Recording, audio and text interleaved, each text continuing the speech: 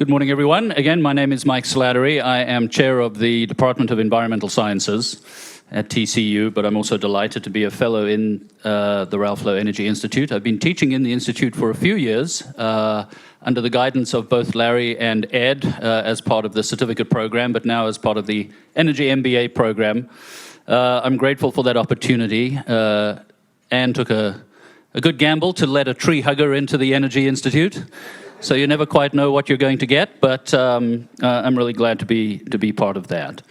Let me introduce the panel. I'll do an introduction for all three, and then, like the previous one, what we will do is we'll have a sort of 40,000-foot look at some of the issues, the challenges and opportunities as we move through this transition. And then I'll come back and start unpacking some of those questions. So our panel this morning is, first, Mr. David Braun. David is, has that gone off or on? No, that sounds good. David is Vice President, Partnerships and Renewable Energy Projects for Transparent Energy. He brings over 30 years of experience in renewable energy, energy storage, deregulated electricity, natural gas.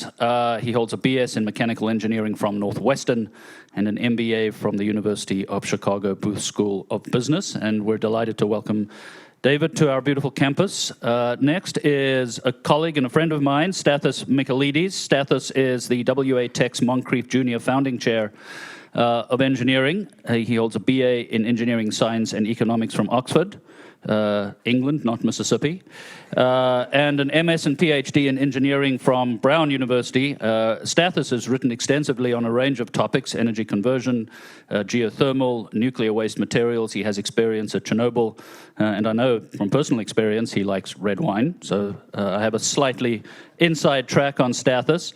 And then finally, Bill Fehrman, President and CEO of Berkshire Hathaway Energy. Bill is also a member of the Energy Institute board. He graduated from the University of Nebraska in Lincoln with a BS in civil engineering, holds an MBA from Regis University.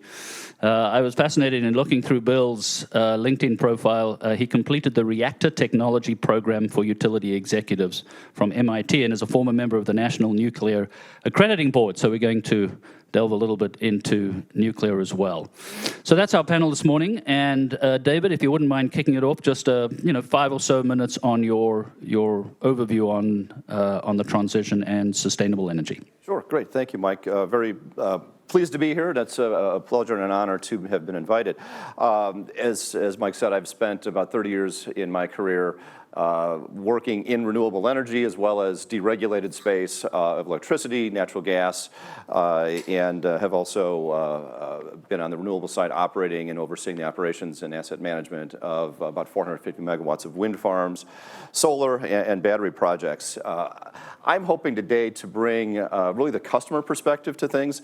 In my current role, our business is in procuring energy for our customers, and 99% of the business right now is still in standard electricity and natural gas for commercial clients across the United States. My individual role and my team's role is to actually procure renewable energy for those businesses. And we're working with some major industrials, real estate portfolios, corporates, as well as some education institutions to go out and actually procure direct power purchase agreements with wind farms and solar farms to help them meet their ESG requirements. And one thing I really want to point out is we're just seeing the beginning of that transition and the beginning of that demand from the corporate side. And this is really voluntarily driven. We've got policies in place in many states with renewable portfolio standards requiring that the utility is buying 25, sometimes as high as 50% of their power from renewable sources.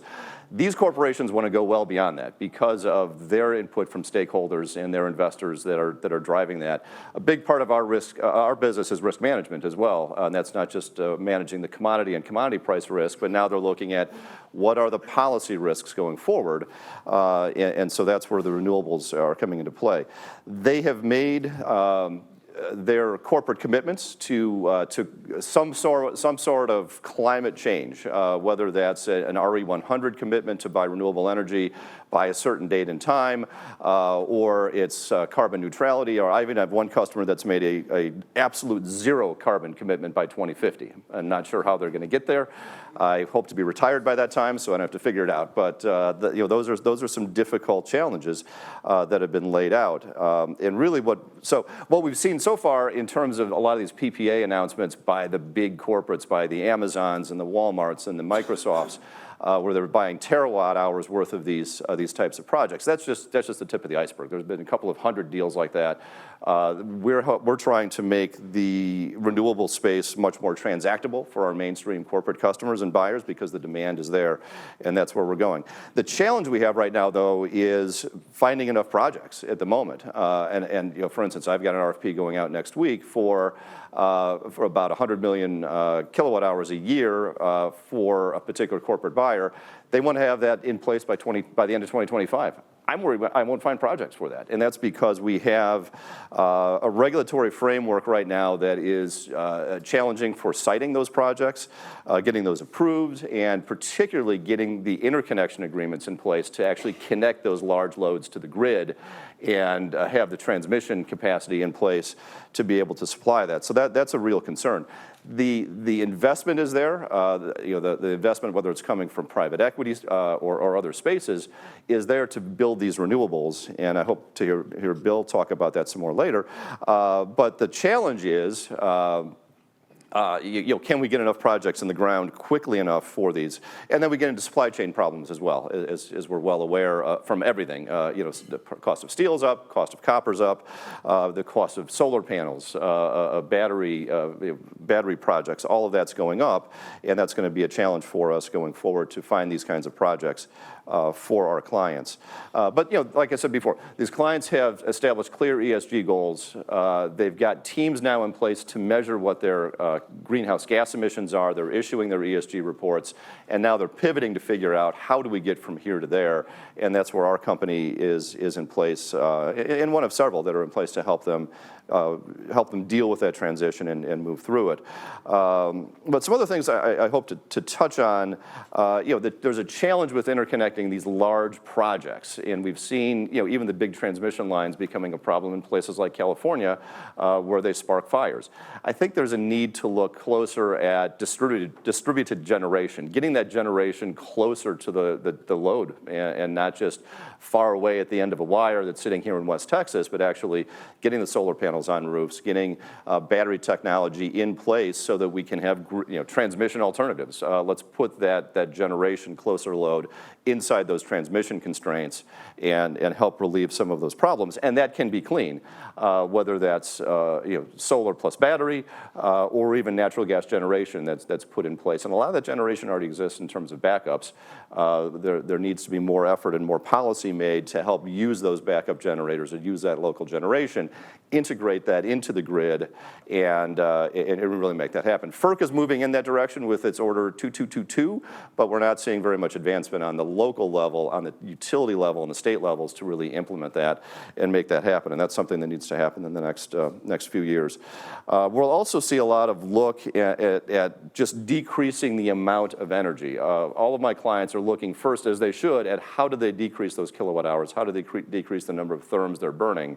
And that's being driven in some parts by local rules. Local Law 97 in New York is requiring that decrease in carbon emissions, and really the emphasis there is putting fewer kilowatt hours onto the grid, taking that away, not just replacing it with renewable energy. So that's going to be a big thing, and we'll see things like heat pumps becoming much more prevalent as a way to heat and cool buildings, and even the thermal networks. Let's use the waste heat off of one building.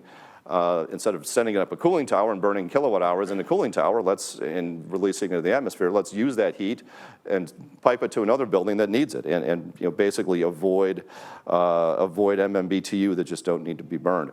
Another area that my clients, I think, are going to start to look at more is 24/7, 365 clean energy. Right now, we're buying basically offsets for an entire year of energy, but that means that at any given time, at point in time, we could have natural gas or even coal being, fueling those actual kilowatt hours.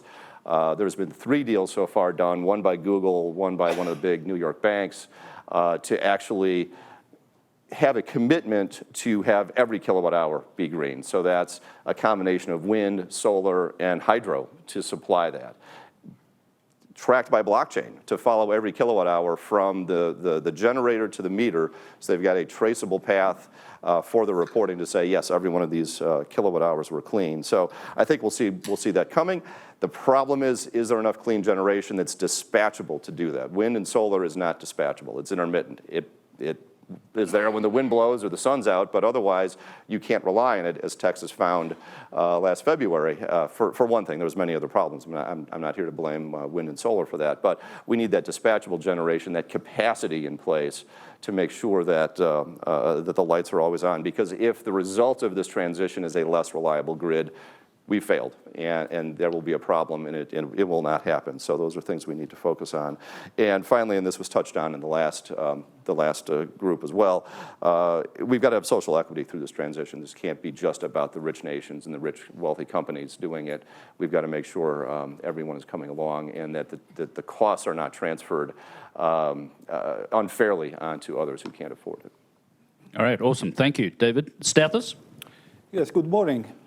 My name is Efstathios Michaelides. I'm a professor of engineering, and I hold the Moncrief Chair in Engineering. And I'm going to show you a few numbers. That's why I have this presentation. From the beginning, I have to tell you that I don't have very good news for the transition. And before Dr. Slattery convicts me to the 7th level of purgatory, I want to put up my last affiliation. I was with NIGEC up to 2007, and we're the ones who coined the phrase global climate change to substitute global warming.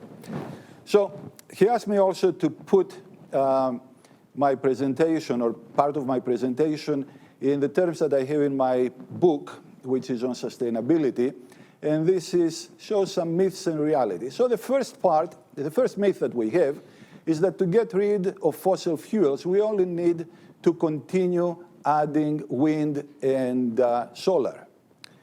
The reality is different. We have the duck curve. This is the duck curve. The top of the curve represents the demand of electricity in San Antonio. And the other curves down show what will happen if we increase solar energy by 10, 20, 30, 40%. From the very beginning, I have to tell you that we do not demand energy, we demand power.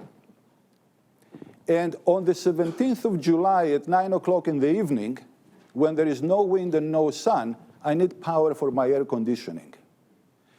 If the utility gives me that power on October 17th, because they have a lot of wind at that time, I don't need it. So we have to think about it. How do we consume power when there is no wind and when there is no solar? So right now, we're reaping the low-hanging trees of the transition. Our transition is about 10, 20%, maybe 30% when it comes to wind here. But when we go down to 40%, then we will find out we have energy at the times when we don't need it. Same thing is the wind. The first one was coined by California, ISO, the duck curve. In Texas, we have the problem of the rattlesnake curve because we use a lot of wind power. And similarly there, you can see that if we go to about 40, 50% of wind power, we're now at about 27%, I think. We have a problem. Oops, let's go back. We already see the signal of that. If you look at the ERCOT data, you will find out that in every month last year, we have had negative real-time prices. What does it mean, negative real-time prices? Producers were producing wind or solar energy, they were putting it in the grid, and they were paying the grid to take it. okay? As we continue with more and more, if we go to 30, 40%, we will have more of these negative prices, and then we will start saying, why do we pay for energy nobody uses? Second part, what does this mean? This is what it means. If we go to transition, and by transition I mean fully wind or solar. In Texas, we don't have any other resources. Geothermal cannot produce more than 1% of our electricity in the whole United States. If we go to this, if we go to fully wind and solar, this is what we will need. We will need a lot of storage. Why? Because again, we will need to air condition our homes on the hot 17th of July at 9 o'clock in the evening. Okay? And storage we do not have. Storage is costly. All right? The reality check, actually, I thought that I will be able to read from there, but I can't. So let me take my notes here, and hopefully I can say a few about these numbers. So what we will need will be about 47 million megawatt hours of storage. And that cannot come from electric cars. That has to be hydrogen. We don't have the infrastructure for hydrogen. Actually, there is no nation that has any infrastructure for the hydrogen we need for that. What can help? Well, nuclear energy can help. For example, if we're going to have about 20,000 megawatts of nuclear capacity, almost 6 times what we have now, then the numbers for the additional wind, the additional solar, and the energy storage we need, they drop down, and they drop down significantly. However, this means another 20 to 25 nuclear reactors in Texas alone. Not in my backyard. Many people will say, not in my backyard. We already have problems with the 2 nuclear reactors which are being built in South Georgia. Okay. And finally, when we talk about this sustainability goal, we're thinking that the renewables are going to provide cheap energy. They're not, especially because we need storage. And we need to have more and more of the additional capacity. So it is estimated that if we go straight to solar and wind power, our kilowatt hours will be about 30 to 40 cents per kilowatt hour. This is very similar to what the households pay in Germany. Currently, though, we pay about 11.7 cents per kilowatt hour. This means that a lot of people will become very poor. If this happens, then it's going to be like it's the equivalent of a regressive taxation for the whole state, for the whole country. And that's this is in opposition to the goal of sustainability. As you know, the United Nations have 17 sustainability goals, and one of them is to reduce the inequality within and among the countries. Inequalities are not going to be decreased. We can subsidize the energy, but if we subsidize it, only a 10 cent per kilowatt hour subsidy is going to cost about $420 billion in the United States, and that's real money. Finally, one thing is that we're talking very much about the developing world, about developing countries, and one of the myths that is there is that the developing countries should not contribute too much to the global climate change and the reduction of carbon dioxide emissions, and they should not be required to do that. The reality is this is exactly why the Kyoto Protocol failed. Many of you remember the Kyoto Protocol in the 90s. Japan and the European countries went into that. When it came for a vote in the United States Senate, the vote was 96-1 against it. Okay. And this is why something like that will not, why the developing countries will have to participate, because their population is very high. I have here an example from my book, and I copied the example exactly as it is in the book. Let us assume that tomorrow Canada and the United States decide to halve their CO2 emissions.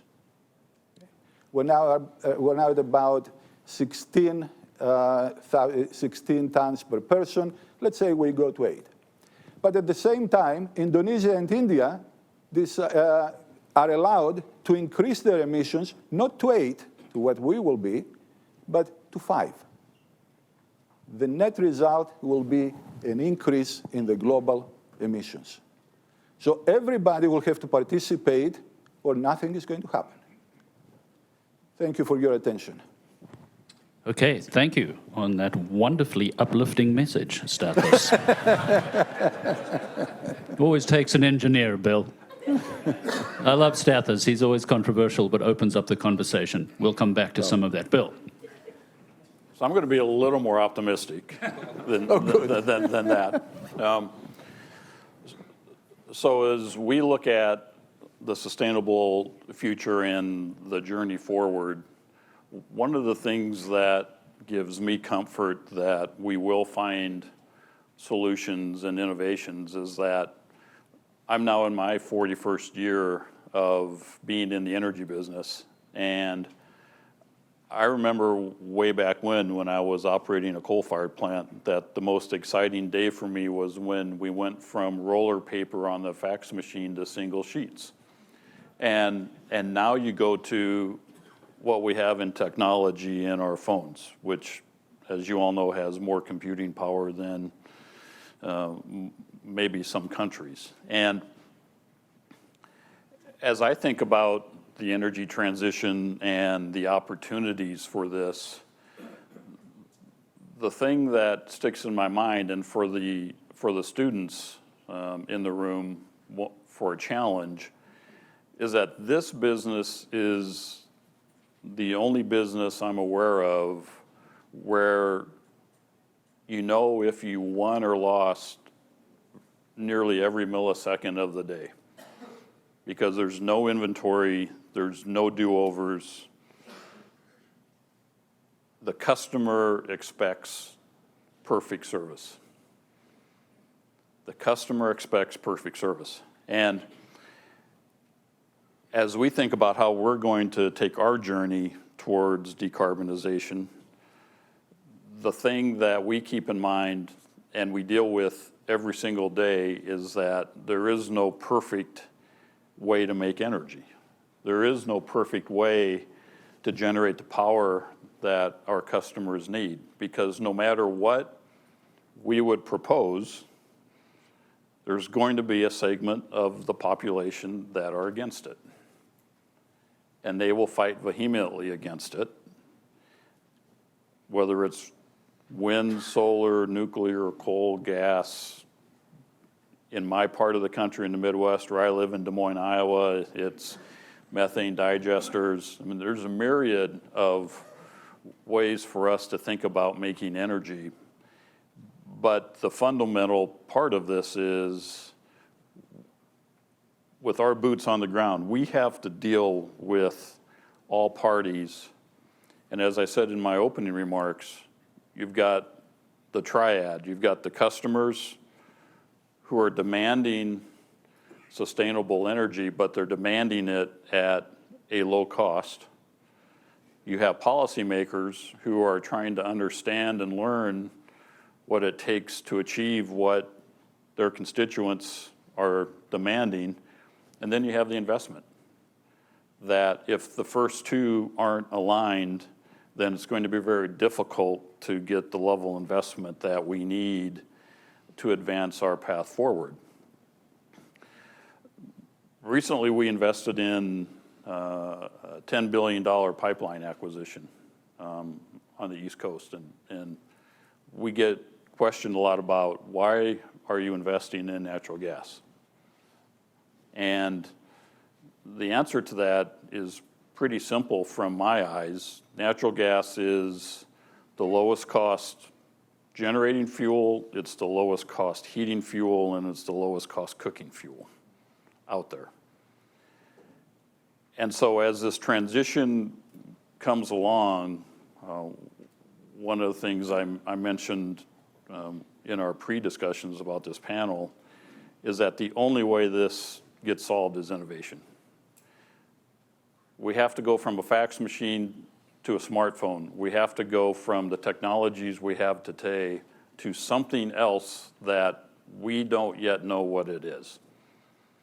But that's why we have to invest in innovation. That's why the MBA program here is so critical to the future of the energy program, because we need brilliant minds to come to the table to help us find that next innovation that's going to move us from the duck curves, and fully agree, we love the duck curves in Nevada in our operations there.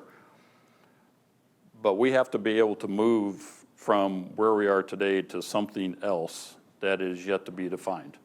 And in the meantime, we have to continue to balance the customer expectation, the policy expectation, and our ability to invest. And that's what we spend a lot of time every day trying to determine how to best do that, knowing that we're going to win and lose every millisecond. And that is exciting, but it's also a tremendous challenge to try to find a way from where we are to where we really want to be in 2050, if not sooner.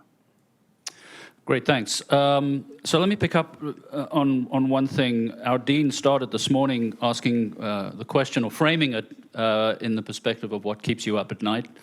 And the people that I hang out with and spend time with and love dearly in our khakis and Birkenstocks and things like that, climate change is obviously front and center, right? So let's start with the 800-pound gorilla in the room. And I'll start with you, Bill, and we'll just open it up from there. In your day-to-day, week-to-week operations, is climate change this quote-unquote existential threat that you operate under, or where does it fit into your business model and your whole company ethos moving forward? So for our company, if climate change is important for our customers, then it becomes important for us. We don't set policy. We don't set what the ultimate outcome will be. We're an educator for policymakers to try to explain to them what the impacts are of whatever they're thinking about, and our customers decide if climate change is important to them, and if it is, then we're going to put in plans to address it. I don't wake up every morning personally worrying about climate change. I wake up every morning wondering who's in my OT networks. That's going to affect my ability to deliver to my customers. And while climate change is certainly something that drives policy, we're basically in the business of delivering on that policy and educating on that policy. But I don't run around with people in Birkenstocks too much, so. To the other two, climate change, can we save the climate? Are we too focused on the climate in this big discussion on the transition? I can go now. Do you want to go? Go ahead. Okay. So, I think I maybe would present a slightly different perspective on it, and I'll kind of repeat something that David Goldwyn said in the last session as well, that a lot of this needs to be market-driven.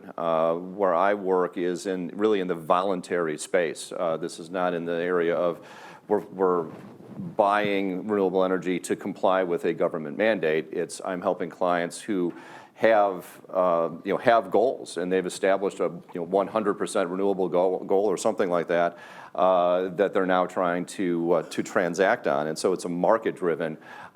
Might there have been policies behind that earlier? Possibly, but now they're looking that they have the need, they've set the goal, and now they're trying to actually transact on that. So I think that's the perspective that we're bringing. There is demand out there. I'm not saying it's from everyone, though. I know there are customers that are going to be very resistant to it. There are real estate owners in New York City that are suing the city over the local law that's going to make them clean up their greenhouse gas initiatives. And they're fighting it. And at the same time, there's other real estate owners who are promoting it, and they're cleaning up their buildings because they see that having a Class A building that is 100% renewable energy powered and it is fit well approved and all these other frameworks for clean environments are going to raise their occupancy levels and raise the rents that they can get in a Manhattan office building. But not every office building out there is full of high-end law firms and investment banks that are willing to pay that kind of price to get there. So I think there's a wide range of opinions out there. Yes, we can save the climate. The question is, at what cost? From the engineering point of view, we have the technology to save the climate. We can produce a lot of our energy by solar, wind, some hydroelectric and all that. The problem is how much it is going to cost and who is going to pay for that. Everybody wants to save the climate. It's like the flag and motherhood. Everybody loves that. The question is how we're going to get there. And I will give you a couple of examples where people did not want to save the climate, but they don't want to go through the mechanics to save the climate. About 4 or 5 years ago, we had a new president in France, very popular, who wanted to continue on the so-called Paris Agreement, okay? President Macron. And he increased the price of gasoline in France so that the French will consume less gasoline. What was the result? Okay. Les Gilets jaunes. Everybody wore the yellow vests and they came out. Even the haughty French did not want to do that. A couple of other things. The Paris Agreement also has a provision there for the rich countries of the world to put every year $100 billion to allow the poorer countries to leapfrog into the renewable technologies. Well, what happened to this fund? By now, it should have had about $700 billion. Last summer, it only had 10. Okay? This is the problem we're having. Okay? And actually, what they found out is that this $100 billion is not sufficient because if we only leapfrog Bangladesh, it will cost about $1.8 trillion. So that's the big question. Yeah, we can save the planet. We can reduce the amount of carbon dioxide, but we have to be prepared. We got to pay more. So one of the things, let's talk about cost for a second, or continue along that. One of the things that I hear quite frequently is that renewable technologies are neither clean nor green, right? And that they cost too much. I think Scott Tinker wrote an interesting op-ed in The Hill last year along these lines. And that the economics of renewables, even though they are portrayed as being cheaper, solar and wind in particular, that really is not true because it doesn't represent the cost to the end users. It represents the cost at the site of generation or the LCOE. So let's unpack that for a bit. Are these renewables, like wind and solar, truly cost competitive and or cheaper than fossil fuels? And who is really being subsidized and to what extent? Can we kind of dispel some of those myths around subsidies and costs and where we're at? Anybody can take and run with that? Well, although I have half a degree in economics, I'm not an economist. So I cannot speak too much about this, but something that drives very much the new renewable sources are the subsidies that we have. As a matter of fact, this is what drives the negative prices I have talked before. Why do we have negative prices? Because the generator receives more money from somewhere else. In my opinion, Mike, we can produce solar and wind power at almost the same cost as some of the more expensive fossil fuels. However, we may have to go more with nuclear in order to achieve decarbonization And very likely, not very likely, certainly we will have to go with energy storage. And it's the energy storage that is very costly. I'll jump in behind that. And you pointed this out earlier. We're generating two things when we're generating power. We're generating the electric energy, right, the energy that's going to go through the meter, but we're also generating power. And it's the power that's necessary, and that's what's making this end-use cost more when you're talking about wind and solar. You know, even unsubsidized, a Lazard report this year showed that unsubsidized, the cost of wind and solar is in line with the incremental marginal cost of nuclear and gas combined cycle. It's well under coal. That's even unsubsidized. You subsidize it and it gets even lower. The problem is the intermittency of the wind and solar and the need to have that reliability backing it up. And so then how do we get to that reliability? And that's where the cost comes in. In markets like PJM and some of the other Northeast markets, we have a capacity charge that comes into play to pay those assets that can be there and be dispatched when necessary so that we don't have a failure of the grid because we're paying a gas plant, we're paying a coal plant to sit there and be ready to take load when the wind stops. And that's where these costs come into play, and that's what we have to realize. You're not going to get there with batteries anytime soon, and other storage methodologies are going to be necessary, whether that's hydrogen, whether that's pumped hydro storage, but batteries that last even 4 hours are almost uneconomical right now, and I don't see that coming down for quite a while. So again, I think that we're focused on what we have in our toolkit right now. And I agree with all of the comments on cost. We're a very significant deployer of renewable energy. State of Iowa, for instance, at the end of next year will actually be, for our customers, will be at 100% renewable on an annual basis. So if you calculate how much energy all of our customers use in a year and how much we generate with our wind fleet, we'll be over 100%. That's not the millisecond by millisecond by millisecond. That piece has to be solved. But again, I think about this issue maybe a little bit differently, which is the fundamental problem, the theoretical problem we're trying to solve is there's too much CO2 in the air. And so what are technologies that need to be developed to solve that problem? We need something that can extract CO2 from the air or put less CO2 in the air. And so as I look at the future of energy globally, direct air carbon capture is certainly an alternative. It's expensive today. Will it be expensive 5 years from now? Don't know.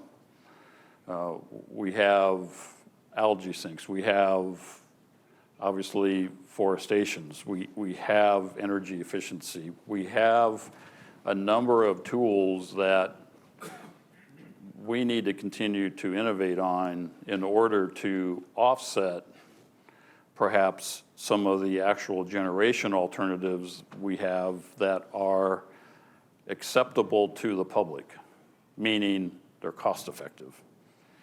Because no matter what we try to do, if it's not cost effective, it's not going to be successful. The customers just won't do it.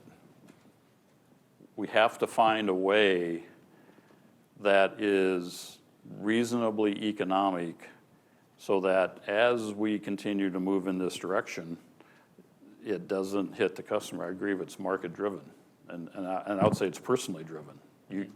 If you just think about, as a policymaker, and there's some parts of this country that are dealing with this, if you come out and say there will be no more natural gas in some community, the cost of that to the end-use customer, well, remember, they're going to have to change out their gas stove. They're going to have to change out their gas furnace. They're going to pay more for the electricity.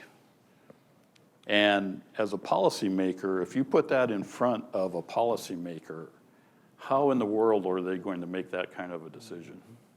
without tremendous amounts of subsidies that would have to be done going forward. And so as someone who is involved with end-use customers, I'd rather take all of that money and put it into R&D and actually try to find innovative solutions that take us from where we are today to where we need to be, again, much like we've gone from fax machine technology to smartphones. Yeah, I read that this new DAC plant, I think it's the world's largest in Iceland, and I won't quote a cost because I don't know what it is, but I did read that it takes out the first 7 seconds of anthropogenic CO2 emissions on an annual basis. So by midnight, 7 seconds in, it's done its job. Along the same lines, CCS. Are these really economically viable at this stage, or is this an R&D thing that we need to just bide time? Is it folly to even go down the CCS route? I can answer that, Mike. Last year I published a paper on CCS in a reputable journal, and more than 3 people liked it, and they cite it. CCS is energy expensive. It takes a lot of energy, a lot of power to take the carbon dioxide out of the combustion gases. Most important, carbon dioxide needs to be compressed to about 100 atmospheres, 80 to 100 atmospheres, and then it has to be transported. After we transport it, we're going to put it somewhere, maybe deep sea. People are talking about shales and all that. But let's not forget, carbon dioxide is the most potent solute. It can go through everything. If I soil my tie with coffee, the best thing I can do is pour a little bit of Mountain Dew that has carbon dioxide, and the coffee will disappear. So carbon dioxide will find its way out. Okay? We're not sequestering it for a very long period of time. The second thing, and this has to do with the energy, in that publication that we have a case study for a coal power plant, which is to the north of Dallas, the Welch power plant that produces about 1,056 megawatts.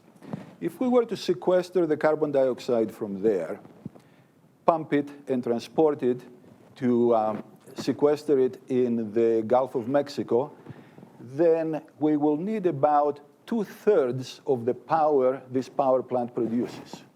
What does this mean?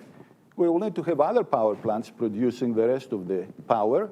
And of course, the expense of the fuel of this power plant is going to be very high. I'm not confident about carbon capture and sequestration. I'm more confident that if we go with this transition, first to natural gas, then to renewables, that's how we're going to solve the problem. I'd like to address some innovation that's coming down the way. I think I agree with Bill, definitely. But there's further innovation coming. But there's a company called Lanzatech that's based in Chicago that recently merged with a SPAC. They are taking that carbon sequestration and not just compressing it and finding some place to stick it and hope it doesn't come back out, but they're actually a chemical company, and their innovation is they want to take that carbon and turn it into the feedstock for other chemical processes. And so instead of sequestering it into the ground and hoping it goes away, they're actually producing jet fuel from it, or they're actually using it as a feedstock to produce plastics and plastic bottles. And so that not only gives you some place to use that carbon, but it also means that that's new, fresh, virgin oil that does not have to be used to go to make that plastic bottle or go make that jet fuel. So I don't know how economic it is yet, but that's something that they're getting the investment on board to help make that commercialized. And they do have an investment from ArcelorMittal Steel to come in and put that system on the back end of one of their steel mills to take carbon out of that exhaust stack, which is going to be a very hard thing to decarbonize. So here's a way to do that, to capture that carbon, and then make it useful, not make it just something that you have to stick back in the ground. So I think that more innovation will come along the way as we go forward. And I think on the storage front, there is there is innovation on the storage front. There's a company out there called Fehrman Energy. They're developing, in fact, ArcelorMittal is a major investor in that company. They're using steel pellets, rusting, unrusting, to make storage. And it's a 100-hour capability of storage. And so its purpose would be somewhere that needs perhaps backup or needs short-term high levels of energy because it takes a while to recharge it. There's another company out there, for instance, called ESS. They're developing a 12-hour battery. In fact, they just went public. And so, again, as you're thinking about this on a millisecond by millisecond level, you need a lot of different tools in your toolkit as you move towards all renewables. And will these be cost effective? Down the road, it's hard to say. They look very promising as we've looked at them. But I sort of, again, try to elevate up to a higher level of the fundamental issue is we've got too much CO2 in the atmosphere. And is there innovation and technology and brilliant minds working on a way to reduce that down so that we do have time to build a transition that's reasonable and cost-effective for customers?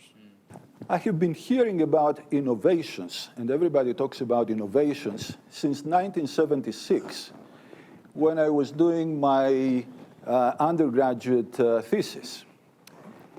In the last 50 years, we have had these innovations, but we don't see anything when it comes to that. And something that we have to bear in mind is that we're emitting 35,000 billion tons of CO2. If I take 1 ton of CO2 out of the atmosphere, I don't do anything. Remember that we're talking about a huge quantity, and it's the number which is the 800-pound elephant here, 35,000 billion tons. I'm familiar with the Iceland project. It removes only a few tons. Okay, that doesn't do much. We could ask lots and lots of more questions, but I want to leave time here for the audience. Let's hear it for the audience. We have Brandon Skimmel, another one of our Neeley students, undergrad. I'll let him tell you a little bit about himself, and then we'll try to do this the same way. And if you have something and you have it written down, that's great too, but we'd love to walk and hear your voice. I want to say first that I'm disappointed what I've heard so far. It looks like we're missing the whole point. We do not generate electricity or energy. That's violation of the first law of thermodynamics. We convert energy. Our car engine converts the fuel to rotating motion. Okay?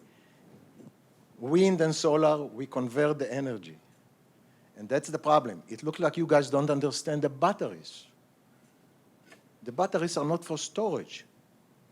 The batteries is for energy. Bill said it very well. Every millisecond, the market changes. You turn the light in the bathroom, the generator has to generate more.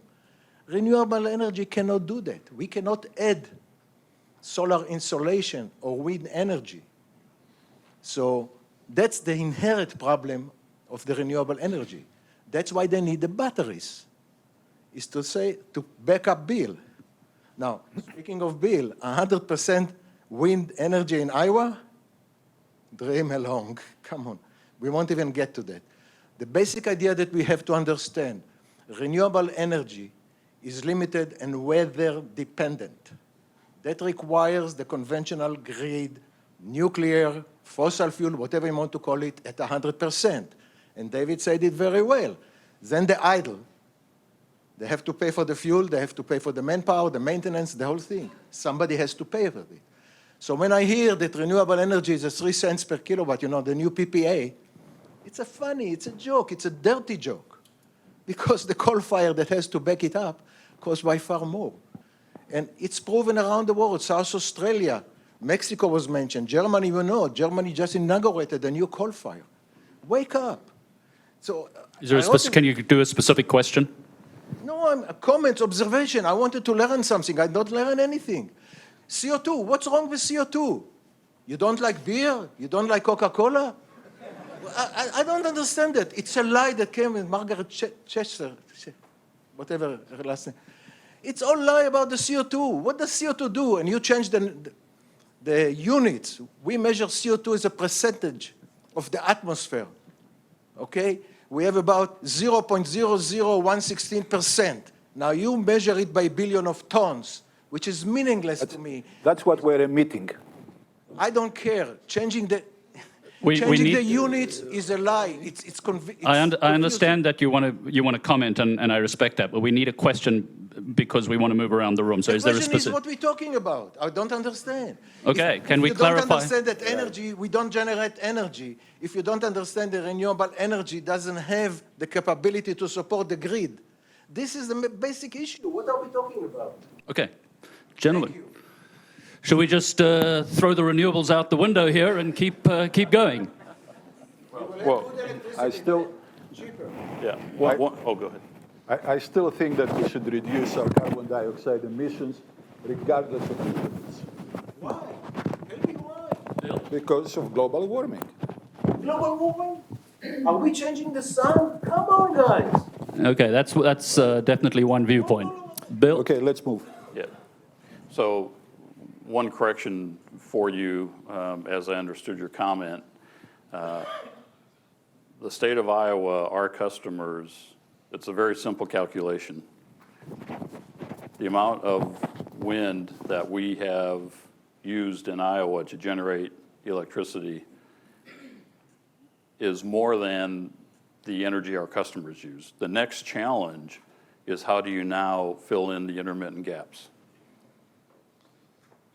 I mean, we have over 6,000 megawatts of wind in Iowa for basically a 4,500 megawatt peak system.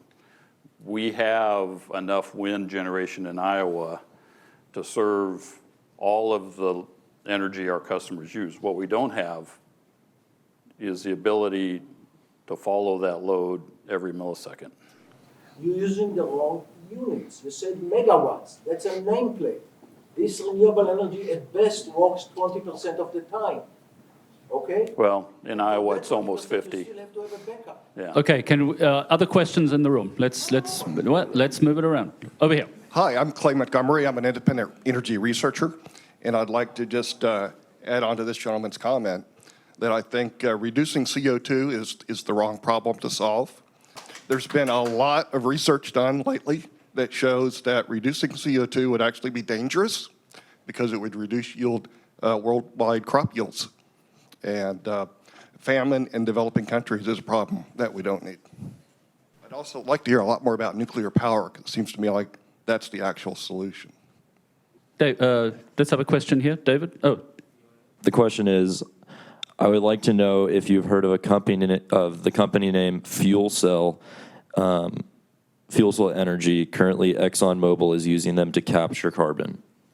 I'm aware of fuel cell energy, not in the carbon capture space, but more in the space of hydrogen fuel cells or natural gas fed fuel cells. And that's, that is a viable technology. It's not necessarily economic at this point from the standpoint of energy production. In most cases, installed capacity costs are close to those of nuclear currently, unless it's subsidized. And in California and Connecticut both subsidize those, and so we've seen some installations there.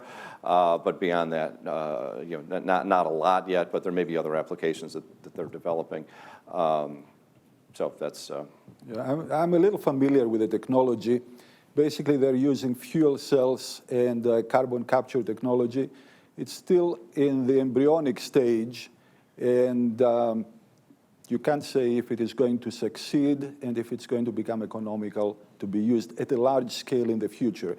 Again, we need something that is working at a large scale. Question in the back left. So there's a lot of discussion about trying to find more efficient ways to produce renewables or to carbon capture. It seems like the question that doesn't get talked about much in these symposiums is how do we reduce energy usage? And I'm specifically focused as well on the installation of these new systems and new technologies, because we are innovating and we're developing new solutions to this problem, but we're not looking at in my view, the total cost impact of the energy consumption that goes into those installations. For example, battery storage systems. So there's a cost to produce that battery, there's a cost to install that, the construction. I haven't seen studies yet that show the total cost impact of that installation and how does that pay out. I'm wondering if this group of folks has insight on what that looks like, and is it really feasible, or are we approaching feasibility? I'll start answering the first part of your question, which is, I agree, and this is what I advise my clients. The first thing that they need to do before looking to buy renewable energy is what can you do to reduce your energy consumption? And things like Local Law 97 in New York focus specifically on that. They're looking, in that statute, looking not for customers to go buy renewable energy, but rather to address what they're burning on site first. And so there's a lot of innovation going on right now. We're partners with the Urban Land Institute's Greenprint division, and they are specifically working with the real estate owners and asset managers to help them find those technologies to reduce that consumption on site. And they're getting into things like improving the building envelope even further with better insulation, more insulation, better insulated glass, keeping the heat load out of the building to begin with, sending heat pump pipes down the caissons, supporting those buildings to be able to get that geothermal energy into the building and really save the kilowatt hours first. And then addressing the battery, and this kind of addresses some of this gentleman's question as well. The last company I was with, a company called GlidePath, is a battery developer. We had several batteries in place that we developed and installed, one here in Texas, and we were going to capture that that long arbitrage of we're going to charge it up at night when prices are cheap and discharge during the day. We were going after the reliability components of the grid and things like frequency response, voltage support, and things like that, which tend not to pay off very much until they're really, really needed. Like last February, we had a 10-megawatt battery in Texas that cost roughly $10 million.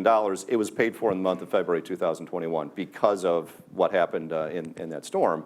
And so those kinds of battery applications are economic right now, and companies like GlidePath are putting those in place. And it's not just independent power producers like GlidePath, but many of the utilities as well, to help support their grids, especially in places of transmission constraints. But there's a lot more opportunity there. And then the development long-term is going to be in those longer duration batteries, things like these iron batteries and zinc batteries and other applications that are in development. I think there are two parts to this question. One is conservation, and we're all in favor of conservation. Actually, I always called it everybody's darling. Conservation is always very important. First thing we should do is conservation. The second part, you mentioned what is happening with the materials that go into the batteries and this and that. There is a branch of engineering related to thermodynamics, which is called life cycle engineering.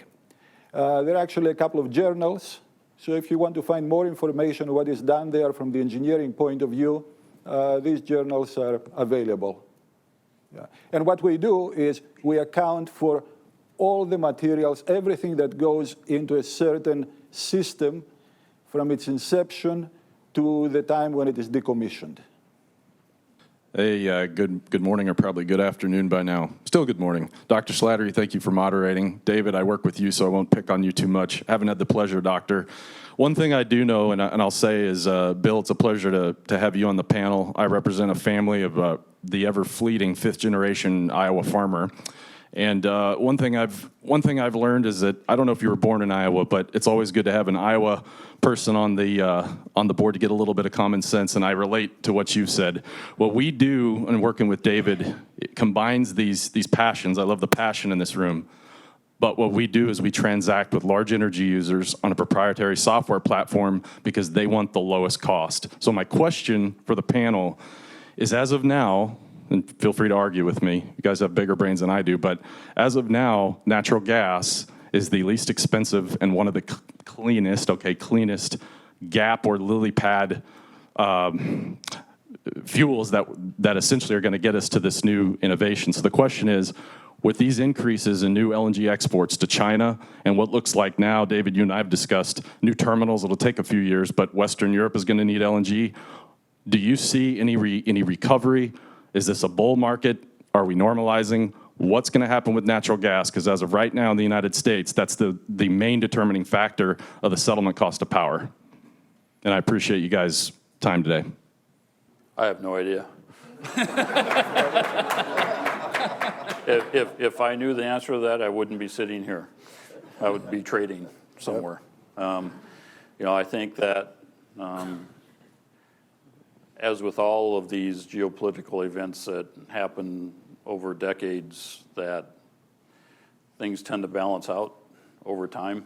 And I think on the natural gas perspective, I think that in this country there's tremendous opportunity to get more and keep it in our country for our customers and our citizens. We should be taking care of our own first, I think, in this regard, because, again, as we're transitioning out, natural gas is the fuel until we figure out something else.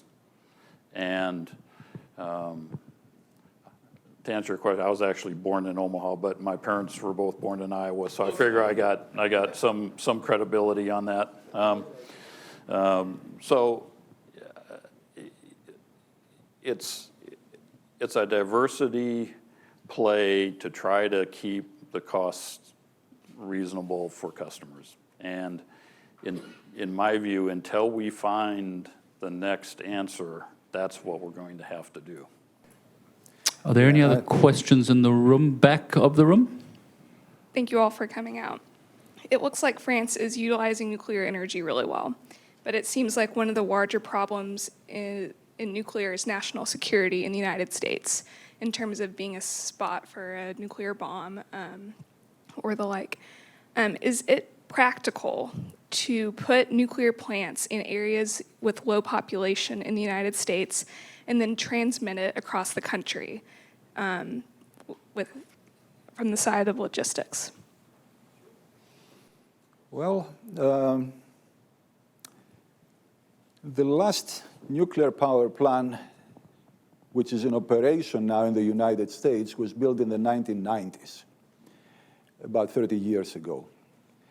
We have 2 nuclear reactors that are being built in the south part of Georgia with federal subsidies, federal loan guarantees, and they're suffering from cost overruns, lawsuits, and a lot of other problems, and also overruns when it comes to starting the operation. Although I like nuclear power, I'm not very confident that we will have the number of nuclear reactors that will enable us to decarbonize our electricity sector.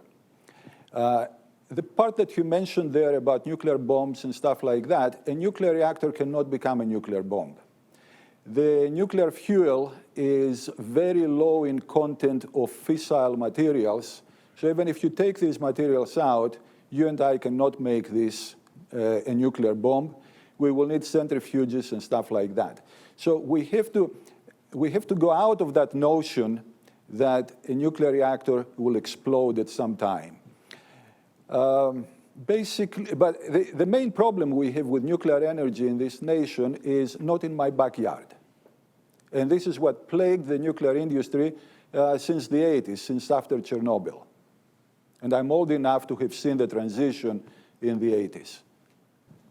So again, from a market perspective, I posed this question to some of my customers who are renewable energy buyers, and because there are energy marketers out there like Constellation, whose parent company or former parent company Exelon, I guess they own the nukes now too in Constellation, is a major nuclear asset owner, and they're out there promoting to their customers a clean energy supply that's exclusively off of nuclear. And I've asked my customers, is that something that you would consider from a clean perspective? And so far the answer has been a resounding maybe. They don't know yet. I think it comes back to the NIMBY concerns that have been around with us since the 70s, and that nuclear has faced since then. And I agree. I think without nuclear, we're going to have a hard time decarbonizing the grid.